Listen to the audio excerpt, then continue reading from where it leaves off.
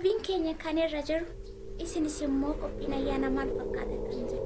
Egeera har'a guyyaa lammaffaa facaasaa jechuudha. Biyya keenyatti facaasaa inni nuti lammaffas kan jedhan maal kan jedhan jiru. Kana jechuun ayyaanatti darbuudhaaf guyyoota lama sadii kan hin caalle ta'e kanaaf qophiin ayyaana maal fakkaata nu bira haala bareedaan jira. Galata waaqa akka inni dabarsaa jedheef kan inni ittiin dabarsaa jedheetiin dabarsuuf jirra. Qophiin keessan barana biyya keessatti fataa sanaa jettee waan qabdu qabattee ayyaana dabarsuuf deemaa jirti. Isiniinis immoo waaqayyo sinaa gargaaru warri qabattan warri qaqqabanne immoo guyyaa inni ofiisaa fedhee jaallate maatii keessan biyya keessan mana keessan keessatti dabarsitu isiniin jedhee guyyittii sanaan isinaa qaqqabsiisuun isiniin jedha. Yaa qilleensa kaasaa jira hin qorraa kanallee irraa fuulletti hin qorra jogora fuulla kootti naamota akkuma argitan bututtuun keessan akkanatti hin jira.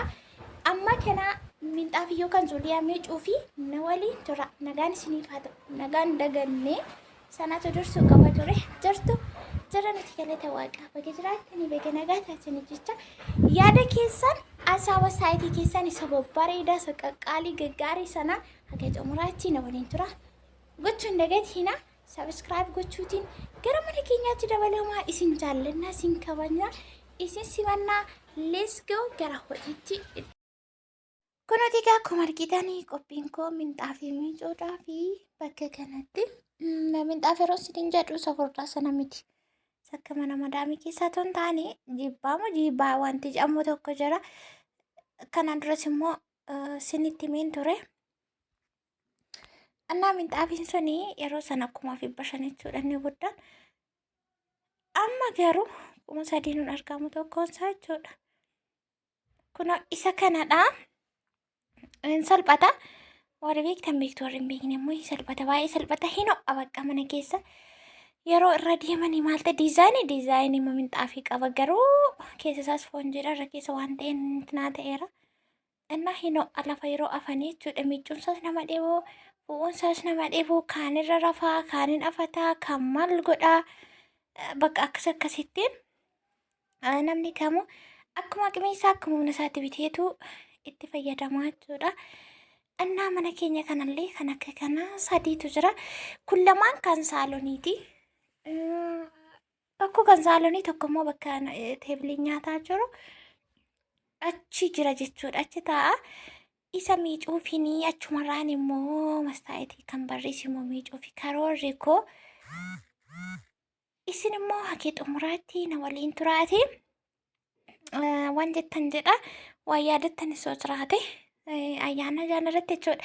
Bakka kanatti maatii koo biraan dhabee biyya koo keessatti hin dabarsuu dhabee yookaan immoo faasikaa kana faarratti nangalettanii karoorsitanii baay'een keessan kan isin mijachuu didee akka yaaddan ta'uu didee isin jalaa hafe jiraachuu dandeessu waan ta'eef wanti hundumtuu guyyaa waaqaa malee hin ta'u.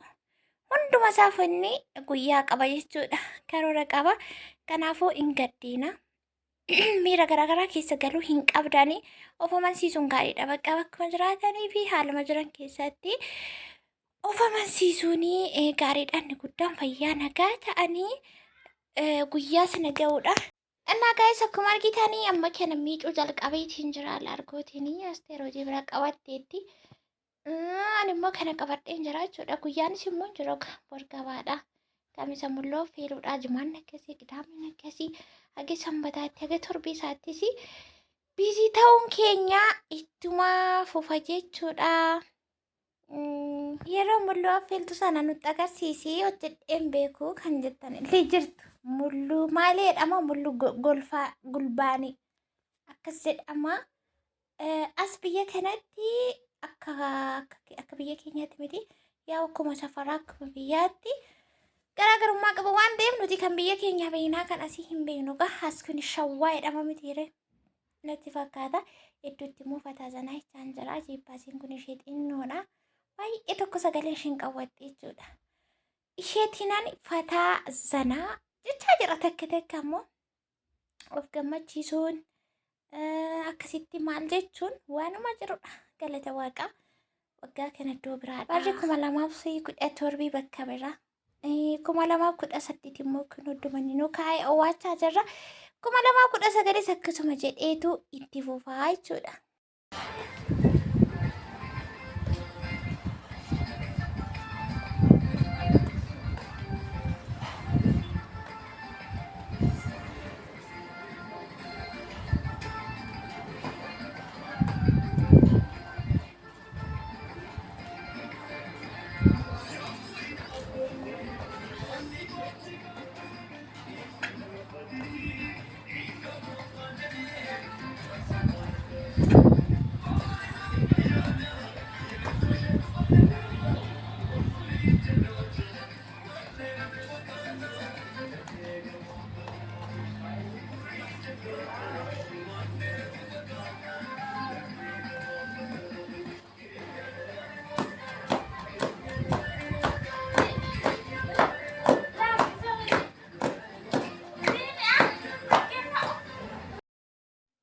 Ammoo kun akkuma asirratti argitan egaa faarfannaa qeeffachaa jechaa fuula ofii dammaqsaa gammada. Erga chirchirraa xinnee erga faarfannaa dhageenye erga maal taane tottorree bubbolleera mana madaamii keessatti. Anugaa rabbii siqaayima mana sana keessatti dabarse irraa kan ka'e aga amma firiidamii ta'an jiru jechuudha. Sammuun kun nagaa nan qabu. Yeroon karaarra deemullee nama waa balleessinatti fakkaata. Achitti manaan baanu waan ta'eefuu yeroo namni naxxifullee bakka.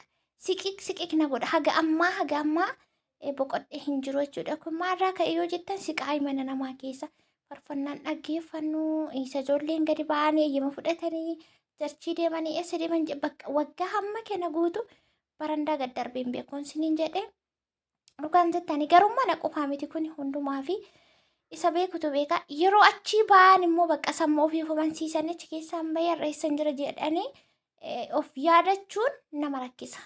Sanii galeera miti.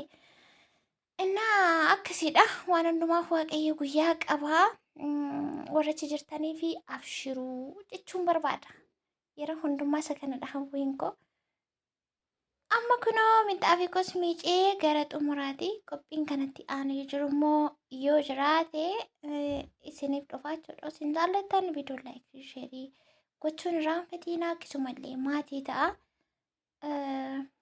Subscribe godha warri nu jajjabeessaa jirtan viidiyoo daawwachaa jirtan yaada keessan hundumaadhaaf immoo galatoomaa ulfaadhaa isiniin jechuuf viidiyoon guyyaa har'aa kana fakkaata akkuma argitanii sanadha jechuudha. Kanaafuu bakkuma jirtanitti fayyaa nagaatti dabarsa. Amma kunoo mastaatii kana miicuufidha.